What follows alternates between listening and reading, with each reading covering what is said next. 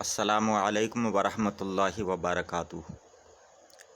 الحمد للہ رب العالمین والعاقبۃ للمتقین والصلاة والسلام علی سید المرسلین وعلی آلہ واصحابہ اجمعین، اما بعد فاعوذ باللہ من الشیطان الرجیم، بسم اللہ الرحمن الرحیم۔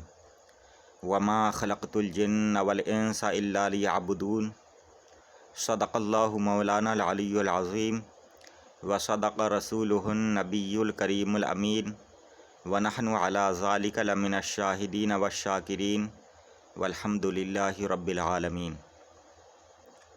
محترم بزرگوں اور دوستو، عرض و معروض سے قبل آئیے ہم اور آپ سب مل کر عقیدت و محبت اور خلوص و احترام کے ساتھ گنبد خضرا کی جانب لو لگا کر بھیگ دینے والے داتا و آقا، مدینے کے تاجدار، دونوں عالم کے مالک و مختار، سارے عالم کے سرکار حضور احمد مجتبیٰ محمد مصطفیٰ صلی اللہ تعالی علیہ وسلم کی بارگاہ میں درود و سلام کا ہدیہ پیش کر لیں۔ اللہم صلی علی سیدنا و مولانا محمد وعلی آل سیدنا و مولانا محمد وبارک وسلم، صلاۃ و سلام علیک یا رسول اللہ۔ محترم حضرات، اللہ رب العزت نے اپنے کارخانہ قدرت میں کوئی بھی چیز عبث اور بیکار پیدا نہیں فرمائی۔ بہت ساری چیزیں ایسی ہیں جنہیں دیکھ کر انسان سوچتا ہے کہ شاید یہ بیکار چیز ہے، مگر حقیقت میں وہ بھی بیکار نہیں ہوتی۔ میرے دوستو، عام طور پر سمجھا جاتا ہے کہ انسان کے ذمے 4 کام ہوتے ہیں: کمانا، کھانا، رات کو سونا اور پھر زندگی گزار کر مر جانا۔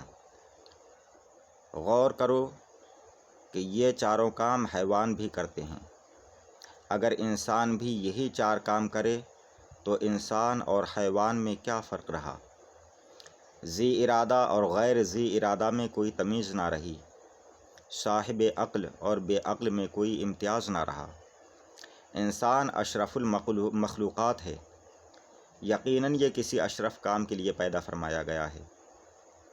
آؤ بارگاہ خداوندی میں عرض کریں کہ اے ہمارے خالق، تو یہ بیان فرما کہ تو نے ہمیں کس لیے پیدا فرمایا ہے۔ اللہ تعالیٰ کی بارگاہ سے ہمارے اس سوال کا جواب ارشاد ہوتا ہے: وما خلقت الجن والانس الا لیعبدون، یعنی میں نے جن اور انسان اس لیے پیدا فرمائے ہیں کہ وہ میری عبادت کریں۔ اور میرے دوستو، خلاق مطلق نے ہر انسان کی فطرت میں یہ بات رکھ دی ہے کہ وہ کسی نہ کسی کی عبادت کرنا چاہتا ہے، کسی نہ کسی کو پوجنا چاہتا ہے۔ انسان کسی بھی مذہب کا ماننے والا ہو، کوئی بھی دین رکھتا ہو، کسی بھی جماعت سے تعلق رکھتا ہو، اس کے ذہن میں یہ بات ہے کہ وہ کسی نہ کسی کی عبادت کرے، مگر اپنے سے چھوٹے کی نہیں بلکہ اپنے سے بڑے کی۔ اور انسان کی اس خواہش کو ابھارنے کے لیے کسی جابرانہ ایکٹ کی ضرورت نہیں، نہ فوجی پہرہ لگانے کی ضرورت ہے، نہ ایمرجنسی نافذ کر کے لوگوں کو مجبور کرنے کی ضرورت ہے، اور نہ جرمانہ ڈالنے کی ضرورت ہے، اور نہ کسی قسم کی کوئی پابندی عائد کر کے انسانیت کو مجبور کرنے کی۔ ہر انسان کی گھٹی میں یہ بات ہے کہ وہ کسی نہ کسی کی عبادت کرے، اور انسان کی اس فطرت کا مظاہرہ ہر دور میں مختلف انداز میں ہوتا رہا ہے۔ اسلام کی آمد سے پہلے کا وہ بھیانک دور اپنے سامنے لائیے اور تاریخ کا وہ بوسیدہ ورق لوٹ کر دیکھیے تو کچھ لوگ آپ کو پتھروں کے آگے سر جھکائے نظر آئیں گے، کچھ سمندر کی لہروں کے سامنے ہاتھ پھیلائے ہوئے آپ دیکھیں گے، انہی میں سے کچھ آگ کے سامنے دست بستہ نظر آئیں گے اور کچھ سورج کی پرستش کرتے دکھائی دیں گے، کچھ لوگ درختوں کو پوجتے ملیں گے، کچھ لوگ چاند اور ستاروں کے سامنے ہاتھ پھیلائے ہوئے آپ دیکھیں گے، اور اس کے علاوہ دوسرے معبودان باطل کی پرستش انسان کر رہا تھا۔ انسانیت نے اپنے نفس کو خدا بنا لیا تھا، بادشاہ وقت کی بالادستی زبردستی اپنی الوہیت منواتی تھی، اور یہ لوگ جو اپنی قوت احساس کھو چکے تھے، بلا کچھ سوچے سمجھے، بغیر تصور و تصدیق کے اپنے خود ساختہ خداؤں کی پوجا کرتے تھے۔ انہی میں کچھ لوگ ایسے بھی تھے جن کو ان خود ساختہ خداؤں کی پرستش قبول نہیں تھی۔ یہ معبودان باطل ان باشعور حضرات کو متاثر نہیں کر سکتے تھے۔ ان کے قلوب ان باطل خداؤں سے مطمئن نہیں تھے، بلکہ یہ پتھر سورج چاند ستاروں سے آگے گزر کر اپنے خالق حقیقی کی تلاش میں سرگرداں تھے، اور زبان حال سے کہتے جا رہے تھے، تم میری پیاس بجھا دو تو میں جانوں، ورنہ تو سمندر ہے تو ہوگا میرے کس کام کا ہے۔ اب تیری باری ہے آئینے بچا لے اپنے، اب میرے ہاتھ میں جو پتھر ہے وہ تیرے نام کا ہے۔ حضرات، ان باشعور اور بصیرت مند حضرات نے ٹھان لی کہ ان باطل خداؤں کو صفحۂ ہستی سے مٹانا ہمارا اولین فرض ہے۔ روئے زمین پر عبادت اس کی ہونی چاہیے جو ساری کائنات کا خالق حقیقی ہے، اور ان حضرات پر مشیت کو پیار آ گیا۔ ان کے اضطراب نے اپنا مقصود پا لیا۔ فاران کی چوٹی سے ان پیاسوں کے لیے ایک چشمہ پھوٹا، اور ان سرگردہ عناصر کی تسکین کا سامان مہیا ہو گیا۔ ایک انسان کامل نے ایک کامل انقلابی کلمے کا اعلان کیا۔ اس کلمے کی ایک شاہ ضرب نے کفر کا ستیہ ناش کر دیا۔ خرمن کفر میں ایک بجلی گری اور سب جل کر خاک ہو گئے۔ وہ کوئی عام کلمہ نہیں تھا، ایک مکمل تحریک کا انقلابی کلمہ تھا، ایسی تحریک کہ جس کو کسریٰ کے کنگن اتارنے تھے اور قیصر روم کے تکبر و نخوت کو کچلنے کا انتظام کرنا تھا، اور وہ عظیم کلمہ پاک تھا، لا الہ الا اللہ محمد الرسول اللہ۔ حضرات، اس کلمے کے الفاظ تو نہایت مختصر ہیں، لیکن معنوی وسعت کے لحاظ سے یہ نہایت عمیق ہے۔ یعنی عبادت کے لائق کوئی نہیں ہے سوائے اس اللہ کے، وہی ہے جس کی پرستش ہوگی، جس کی تسبیح پڑھی جائے گی، ساری تعریفیں اسی کے لیے ہیں۔ وہی مالک و مختار ہے، مارنے اور جلانے والا ہے۔ اس کے مخالفوں سے مخالفت کی جائے گی اور اس کی فرما برداری سے محبت کی جائے گی۔ اسی کے ضابطے اور قانون سارے عالم پر چلیں گے۔ اور پھر اس کلمے کے دوسرے جزو میں انسانیت کے محسن اعظم، اس ہادی برحق نور مجسم صلی اللہ علیہ وسلم کا تذکرہ ہے، جس کے ذریعہ انسانیت کا نقشہ بدلنا تھا، جس مالک و مختار کو پوری تحریک کا بار عظیم سنبھالنا تھا۔ خود ان کی حیثیت کا اندازہ لگانا کسی بشر کی قدرت میں نہیں ہے، لیکن تاریخ کی نگاہوں نے دیکھا کہ اس مالک و مختار نے پتھر پر اپنا قدم نازک رکھ دیا ہے تو پتھر موم ہو گیا ہے، انگلی اٹھائی ہے تو چاند کا کلیجہ چیر دیا ہے۔ سیدہ آمنہ خاتون کے اسلال نے ایک اشارہ فرمایا ہے تو سورج الٹے پاؤں پلٹ آیا ہے، کنکروں سے کلمہ پڑھوا لیا ہے، درختوں سے سجدہ کرا لیا ہے، ہادی کامل اور حاکم کل بن کر آیا ہے، جن کی حکومت صرف انسانوں پر ہی نہیں بلکہ جنوں پر بھی حکومت ہے، اور پتھروں پر بھی حکومت ہے، درختوں پر بھی احکام جاری ہیں، کنکروں اور دریاؤں پر بھی سلطنت ہے، اور پہاڑوں پر بھی خلاق مطلق نے حاکم بنا کر بھیجا ہے، اور ہر مخلوق کے لیے حاکم بنا کر بھیجا ہے۔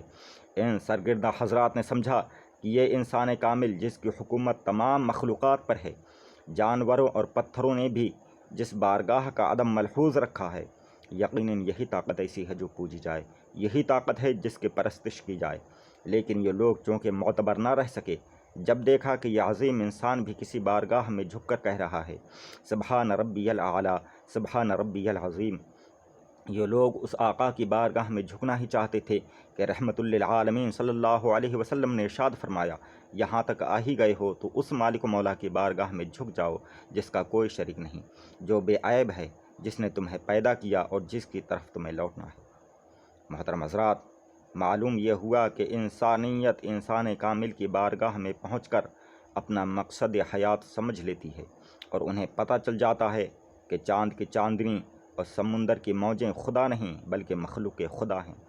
اب جب کہ یہ بات روز روشن کی طرح عیاں ہو گئی کہ عبادت اسی ذات کی ہوگی، پرستش اسی معبود کی ہوگی، تو یہ سمجھنا نہایت ضروری ہو گیا کہ عبادت کسے کہتے ہیں، عبادت کا مفہوم کیا ہے۔ آپ کو سوچنا ہے اور غور کرنا ہے کہ ہم اس معبود کے عبادت گزار بندے کیسے بنیں اور عبادت کیسے کریں۔ میرے دوستو، بعض لوگوں نے عبادت کے مفہوم کو نماز و روزے اور حج و زکوٰۃ تک ہی محدود کر کے رکھ دیا ہے، جبکہ نماز دن میں صرف 5 بار پڑھی جاتی ہے، روزے سال میں 1 مہینہ رکھے جاتے ہیں، زکوٰۃ سال میں 1 بار دی جاتی ہے، حج عمر میں 1 بار کیا جاتا ہے، اور اللہ تعالیٰ آپ کا ہر وقت معبود ہے اور آپ اللہ کے ہر وقت بندے ہیں۔ معلوم یہ ہوا کہ آپ پر ہر وقت عبادت لازم ہے۔ اب آپ کو غور کرنا ہے کہ ہر وقت اللہ کی عبادت کرنے کی کیا صورت ہوگی۔ پروردگار عالم فرماتا ہے وما خلقت الجن والانس الا لیعبدون، یعنی میں نے جن اور انسان کو عبادت کے لیے پیدا فرمایا ہے۔ حضرات، اس میں کسی وقت کی قید نہیں ہے۔ اس کو سمجھنے کے لیے آپ کو سرکار دو عالم ہادی برحق نور مجسم صلی اللہ علیہ وسلم کے پیغام پر غور کرنا ہوگا۔ مصطفیٰ جان رحمت صلی اللہ علیہ وسلم نے فرمایا کہ دنیا میں تم قیدی ہو اور دنیا مسلمانوں کے لیے قید خانہ ہے، یعنی شریعت مصطفیٰ آپ کی قید ہے اور آپ اس شریعت کے قیدی ہیں۔ آپ شریعت کی دیواروں میں مقید ہیں، مسجد میں بھی اور بازار میں بھی، خلوت میں بھی اور جلوت میں بھی، دل میں بھی اور زبان پر بھی، دکان میں بھی اور میدان میں بھی۔ مطلب یہ ہے کہ جو قرآن نماز میں پڑھا جائے، اسی قرآن کے ذریعہ عدالت میں بھی فیصلے ہوں۔ جو رضا الہی نماز و روزے میں مطلوب ہو، وہی میدان جنگ میں تلوار چلاتے ہوئے اور تیر کھاتے ہوئے بھی مطلوب ہو۔ اور جب آپ میں یہ بات پیدا ہو جائے گی تو حکام سے پہلے آپ یہ سوچیں گے کہ میں شریعت کے حدود میں ہوں یا نہیں، اس سے اللہ اور رسول راضی ہیں یا نہیں، میرا قدم رضا الہی کے خلاف تو نہیں ہے، میرا یہ کام سرکار کائنات صلی اللہ علیہ وسلم کے احکام کے منافی تو نہیں ہے۔ پھر آپ بازار میں سودا خریدتے وقت یہ سوچیں گے کہ حرام ہے یا حلال ہے، جائز ہے یا ناجائز ہے۔ بچوں کی پرورش میں آپ یہ سوچیں گے کہ یہ پرورش احکام رسول کے موافق ہو رہی ہے یا مخالف۔ ماں باپ کے معاملات میں آپ یہ سوچیں گے کہ حکم ربی کے خلاف ہو رہا ہے یا مطابق۔ اپنی خوشی میں بھی یہ بات آپ کے مد نظر ہوگی اور غم میں بھی۔ اپنی شادیوں میں بھی آپ یہ سوچیں گے اور موتوں میں بھی۔ تو آپ کی نماز ہی عبادت نہیں رہ جائے گی، صرف روزے ہی عبادت نہیں ہوں گے، زکوٰۃ اور حج ہی کا شمار عبادت میں نہیں ہوگا، بلکہ آپ کا چلنا، سونا، جاگنا، بازار جانا، ہنسنا، خوشی منانا، غم منانا، بیوی کے ساتھ سلوک کرنا، ماں باپ کے ساتھ معاملات کرنا اور بچوں کے لیے محنت کرنا، ساری چیزوں کا شمار عبادت میں ہوگا۔ آپ اپنا جو کام بھی شریعت کی دیواروں میں مقید ہو کر کرتے چلے جائیں گے، ان تمام چیزوں کا شمار عبادت میں ہوتا چلا جائے گا۔ اور اسلام آپ سے یہی چاہتا ہے۔ دونوں جہان کے مالک و مختار صلی اللہ علیہ وسلم کی عظیم تحریک کا مقصد ہی انسان کو امن کے تمام شعبوں میں انسان بنا دینا ہے۔ صرف نماز پڑھ لینا ہی کامل انسان ہونے کے لیے ضروری نہیں ہے، بلکہ حلال روزی کھانا بھی ضروری ہے، عورتوں کا پردہ بھی ضروری ہے اور اتباع سنت بھی ضروری ہے۔ معلوم یہ ہوا کہ اتباع سنت ہی عین عبادت ہے، آقا کے احکام کی تعمیل ہی کا دوسرا نام عبادت ہے۔ اب اپنے ہر کام میں سنت کا خیال رکھو، کھانے میں بھی اور سونے میں بھی، چلنے میں بھی اور بیٹھنے میں بھی، شادی میں بھی اور موت میں بھی، غم میں بھی اور خوشی میں بھی۔ خارجی نظام کو بدلنے والی سینکڑوں تحریکیں ہمارے سامنے ہیں، مگر کوئی ایسی تحریک نہیں جس نے انسان کو اندر سے بدل دیا ہو۔ وہ صرف دونوں جہان کے مالک و مختار صلی اللہ علیہ وسلم کا وہ عظیم انقلاب ہے جس نے انسان کو اندر سے بدل دیا ہے۔ انسانی روپ کے خواہش پرست حیوان کو مٹا کر اس کی راکھ سے بااصول انسان پیدا کر دیا ہے۔ اس کی ایک جیتی جاگتی مثال مکے کا ایک نوجوان ہے جسے دنیا عمر کے نام سے یاد کرتی ہے۔ وہ میخوار عمر جب بدلا ہے تو انسانیت کا نجات دہندہ بن گیا ہے، جس کو تاریخ نے خلیفہ دوم کے نام سے یاد کیا ہے۔ اس انقلاب سے متاثر ایک نوجوان اور نظر آتا ہے جسے ہم ابو ذر غفاری رضی اللہ تعالیٰ عنہ کے نام سے یاد کرتے ہیں۔ جب بدلا ہے اور اس کلمہ حق نے ان پر اثر ڈالا ہے تو نتیجے کی پرواہ کیے بغیر کعبے میں کھڑے ہو کر جاہلیت کو چیلنج کر دیا ہے۔ اور ایسے بہت سے لوگ ہمارے سامنے ہیں جنہوں نے اپنے معبودوں کی گردنیں پکڑ کر کعبے سے باہر کر دیا ہے۔ سرکار کے انقلاب کی یہ خصوصیت کسی بھی اصلاحی تنظیم میں نظر نہیں آتی۔ اس انقلاب سے جو معاشرہ تیار ہوا اس پر آپ نگاہ ڈالیں تو دیکھیں گے کہ اس کے کارکنوں نے شراب پر بندش لگائی ہے تو ہونٹوں سے لگے ہوئے جام فوراً الگ ہو گئے ہیں اور شرابوں کے مٹکے توڑ دیے گئے ہیں۔ جس نے آ کر جہاد کے لیے پکارا ہے تو نوعمر بچے بھی اپنے پنجوں پر کھڑے ہو گئے ہیں تاکہ وہ لوٹائے نہ جائیں۔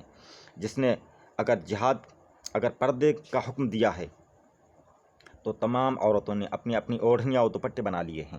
اگر چندہ مانگا ہے تو جہاں عثمان جیسے دولت مندوں نے مال سے لدے ہوئے اونٹوں کی قطاریں لگا دیں، وہیں ایسے مزدور بھی ہیں جنہوں نے دن بھر کی کمائی ہوئی کھجوریں تحریک کے قدموں میں ڈال کر دامن جھاڑ دیا ہے۔ جس نے اگر سروس کے لیے کارکن طلب کیے ہیں تو روز کے 1 درہم معاوضے پر گورنری کے فرائض انجام دینے والے حکام تاریخ کے سینے پر ابھرتے نظر آتے ہیں۔ ایسا نیکی کا ماحول برپا ہے جہاں کسی CID کی ضرورت نہیں، آپ کا اپنا ضمیر خود ہی CID کے فرائض انجام دے رہا ہے۔ یہ تھی وہ عظیم عبادت جس کے نفاذ کے لیے اسلام نے آپ کو وسط امت کا خطاب دیا تھا اور قرآن نے آپ کو خیر امت کا خطاب دیا تھا۔ اس کی روح جب لوگوں کی سمجھ میں آ گئی ہے تو بلخ کا وہ وزیر پیدا ہوا ہے جو وزارت کے منصب عظیم پر فائز ہے۔ کچھ دنوں کے بعد اس منصب کو لات مار کر عبادت خداوندی میں لگ پڑتا ہے۔ بادشاہ وقت نے اس تارک دنیا وزیر کو بلایا اور اس سے پوچھا کہ تم نے اس عظیم عہدے کو کس وجہ سے چھوڑ دیا؟ تمہیں وہاں کیا فائدہ ملا اور یہاں کیا نقصان تھا؟ اس مجاہد مرد حق آگاہ نے جو کچھ کہا تھا، دل کے دروازے کھول کر سنو اور احساس کا دامن ہاتھ سے چھوٹنے نہ دو۔ انہوں نے کہا کہ میں نے آپ کی ملازمت میں 5 عیب دیکھے اور خدمت حق میں 5 فضیلتیں پائیں۔ بادشاہ نے پوچھا کیسے عیوب اور کیسی فضیلتیں؟ انہوں نے بتایا کہ ایک بات تو یہ ہے کہ جب میں آپ کی خدمت کرتا تھا صبح سے دوپہر تک کھڑا رہتا، لیکن آپ مجھے بیٹھنے کا اشارہ نہیں کرتے تھے، اور اب میں جب اس خلاق مطلق کے لیے 4 رکعت نماز پڑھتا ہوں وہ مجھے 2 بار بیٹھنے کا حکم دیتا ہے۔ دوسری بات یہ کہ جب میں آپ کی ملازمت کرتا تھا اس وقت جب تک آپ نہیں کھا لیتے مجھے نہیں کھلاتے، لیکن اب میں جس مولا کی عبادت کرتا ہوں وہ مجھے کھلاتا ہے، خود کبھی نہیں کھاتا۔ تیسری یہ کہ جب میں آپ کی خدمت کرتا تھا تو آپ سوتے رہتے اور ہمیں جاگنا پڑتا تھا، اور اب میں جس آقا کی پرستش کرتا ہوں وہ کبھی نہیں سوتا اور میں جب تک سوتا رہتا ہوں وہ میری حفاظت فرماتا ہے۔ چوتھی بات یہ کہ اگر آپ کی بارگاہ میں کوئی جرم ہو جاتا تو مجھے اس کے لیے سفارشی ڈھونڈنا پڑتے تھے، لیکن ہو سکتا تھا آپ معاف نہ کرتے، لیکن اب میں جس آقا کی عبادت کرتا ہوں وہاں اگر ایک بار توبہ کر لوں تو وہ میرے سینکڑوں گناہ معاف فرما دیتا ہے۔ پانچویں یہ کہ جب میں آپ کی ملازمت کرتا تھا تو مجھے اس کی بھی ضرورت تھی کہ اپنی ملازمت بحال رکھنے کے لیے آپ کے مصاحبوں کی خوشامد کروں، لیکن اب میں جس آقا کی عبادت کرتا ہوں وہاں مجھے کسی اور کی خوشامد کرنے کی اجازت نہیں، بلکہ اس نے میری خدمت کے لیے اپنی مخلوق لگا رکھی ہے۔ اس مرد خدا کی نگاہ بصیرت کا اندازہ لگائیے اور سوچئے کہ آپ نے کبھی یہ سوچنے کی کوشش کی یہ صرف اور صرف دونوں جہان کے مالک و مختار صلی اللہ علیہ وسلم کے اسوہ حسنہ پر غور کرنے کا نتیجہ ہے، جس کے ذریعہ انہوں نے اس خصوصیت کو پا لیا۔ میرے دوستو، مصطفیٰ جان رحمت صلی اللہ علیہ وسلم سے محبت کا رشتہ جوڑو۔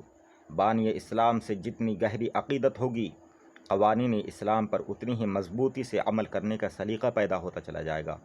شرف و بزرگی اور برتری کا معیار تقوی و طہارت ہے، جیسا کہ قرآن مجید میں ارشاد ربانی ہے، ان اکرمکم عند اللہ اتقاکم، یعنی اللہ کے نزدیک زیادہ عزت والا وہ ہے جو زیادہ متقی ہے اور پرہیزگار ہے۔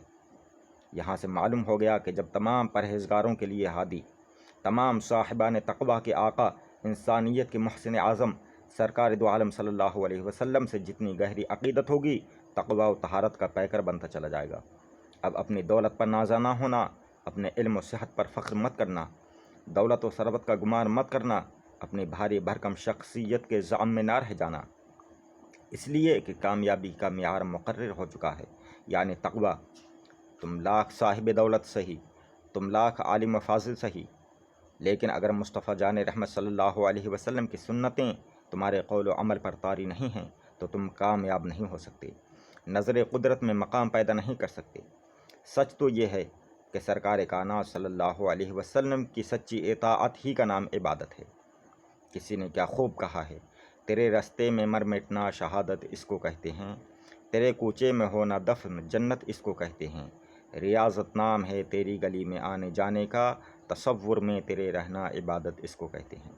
بہرحال عبادت کرنا ہو تو آقا کی سیرت سے تعارف حاصل کرو، آقا کے منصب جلیلہ کو نگاہوں میں رکھو، سرکار کائنات صلی اللہ علیہ وسلم کی رفعت و عظمت سے تعلق پیدا کرو، پوری زندگی عبادت کے سانچے میں ڈھلتی چلی جائے گی۔ اسی لیے اعلیٰ حضرت عظیم البرکت امام اہل سنت فاضل بریلوی رضی اللہ تعالیٰ عنہ ارشاد فرماتے ہیں، اللہ کی سرتابہ قدم شان ہیں یہ، انسان نہیں انسان وہ انسان ہیں یہ، قرآن تو ایمان بتاتا ہے انہیں، ایمان یہ کہتا ہے میری جان ہے یہ۔ السلام علیکم ورحمۃ اللہ وبرکاتہ۔